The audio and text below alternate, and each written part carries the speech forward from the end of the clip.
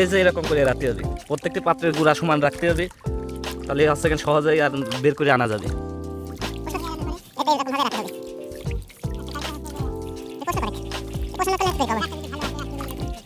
জাগটা অবশ্যই ভালো হতে হবে, অবশ্যই কলা যেমন পাকে গেলে ছুলে আসলে পরে শুধু ওই যে কলার চুচাই বেরো আসে, ঠিক ওই রকম হতে হবে। সারাদিনে হয়তো যারা ভালো পারে তারা 200 থেকে 250 পাটও একরকম নেই, আর একরকম তো কাজও নেই, সেকেন্ড পাট থাকলে তো ধোয়াই হয় না। এখন যে এরকম করে এরকম টান দিয়ে, এটা তো চেকুন, এটা তো সোজা টানে বেরোবি না, ভেঙে যাবে নি, তো তার জন্য আমি এইরকম ব্যবহার করতেছি। এরকম